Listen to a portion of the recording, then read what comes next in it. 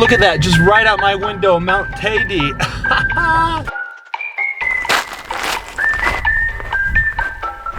So it's pretty easy, even for a novice hiker, to get out here and have some fun. Now, why go all the way up a volcano when you're in Tenerife, an island that's surrounded by beaches? Well, that's just it. In the hot summertime, you may want to get away and get up to higher altitudes. And Teide offers a great place if you want to get up there and hike and have some fresh air.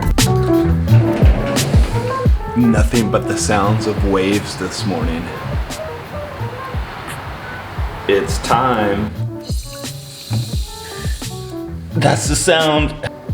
It's a beautiful and clear day. Time for Mount Teide. It's the highest point in Spain at 3,715 meters, and it's somewhere just up over there. I'm gonna drive up there, check it all out, and later on at the end of the video, I'm gonna give you all the details, how to drive up there, how to get back down, where to go, and what to do. Now let's get going.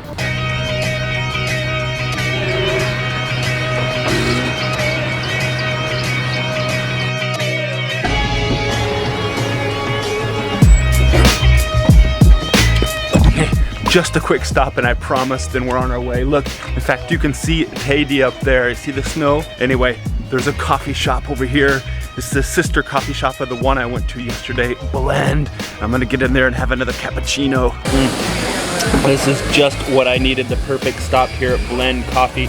The one yesterday suggested I come by here and I had to do it because it was so good yesterday.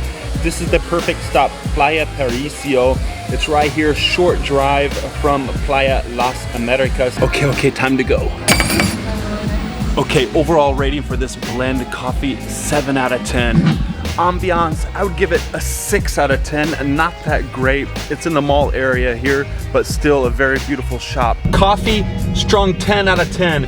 That from Blend is some of the best coffee I've had in all of Tenerife. Value, 9 out of 10, €3.10 for flat white. Now, why go all the way up a volcano when you're in Tenerife, an island that's surrounded by beaches? Well, that's just it. In the hot summertime, you may want to get away and get up to higher altitudes. And Teide offers a great place if you want to get up there and hike and have some fresh air. On the way up, there are plenty of spots to pull over and go for a hike. And just look at these lava fields right here behind me.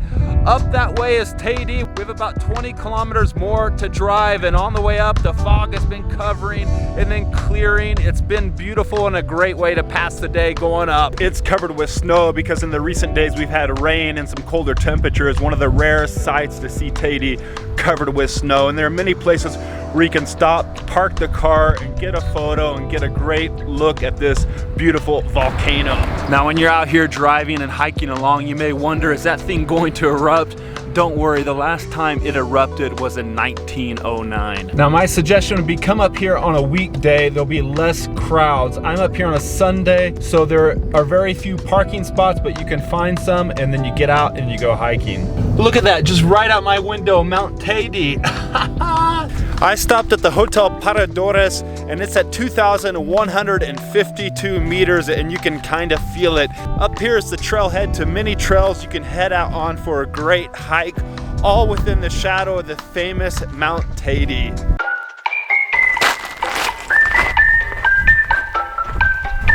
And the trails are marked, so it's pretty easy, even for a novice hiker, to get out here and have some fun.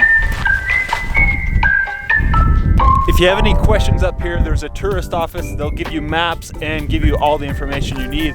Also, from here, you can find out information for taking the cable car up further to the top. These are the famous Garcia rocks. You can hike up in there. It's about a 40-minute easy hike. And over there, you can see we're in the shadow of Mount Teide. I was just up there and it seems harmless enough, but you're up there on a ridge that overlooks both sides and the wind is strong. It may be around 22 degrees down there on the coast at the beach, but up here it feels like 0 degrees with that high wind.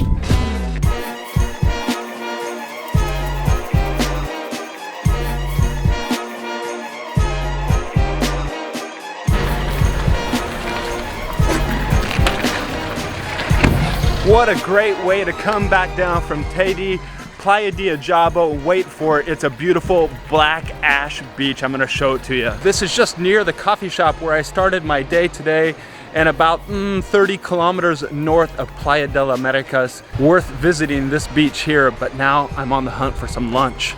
All right, today we're starting off with a goat cheese salad, yeah. And stick to the end because I'm gonna show you the details on how to get up and down from Mount Teide. This is honestly too much fish. I might have made a mistake of going with the Dorado, but here I am, I'm getting into it. Tender and delicious. You can tell it was a slow cook and it's retained a lot of the juices.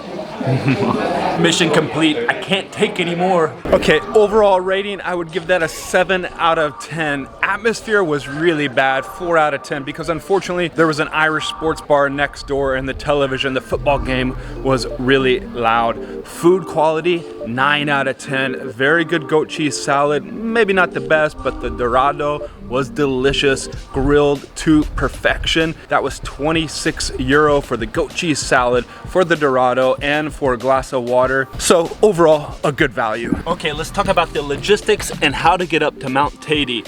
There are two different ways as I see it from the south if you're staying around the Las Americas area. Here's the map. Now let's look at the two ways. Now the way I would recommend, which I went up and down today, it's the main fast way and it takes you through all the lava fields with a beautiful view left and right the whole way up. It's the TF38.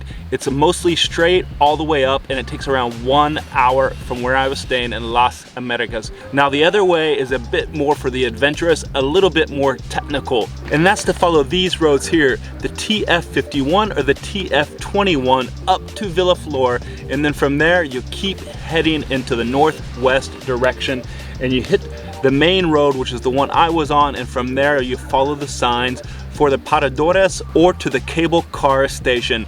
All around there you'll see other cars, you can park up there and you can hike until your heart's content. Now, if you want to take the cable car, plan in advance, because my understanding is that you cannot buy tickets up there. You need to book online. So look for the Teide volcano website. It's 21 in each direction. I don't know why someone would just buy one direction, and it's 37 round trip. You can also pay more and get a guided tour as well, along with that cable car ride. Then from the top of the cable car, if you want to hike to the very peak itself, you're gonna need a special permit. They only issue so many per day, and again, you're gonna need to apply online, or your other option is in Las Americas or any other of these beachside towns, find a travel agency because they sell package deals and you might be able to get a better rate than you can find online. But definitely I would recommend renting a car here, and that's the way you wanna go. An hour on that fast road and probably about an hour and a half on the other road, and it gives you the freedom once you're up there to stop wherever you want and take photos and hike wherever you want. But definitely put Mount Teide on your list when you're here visiting in Tenerife.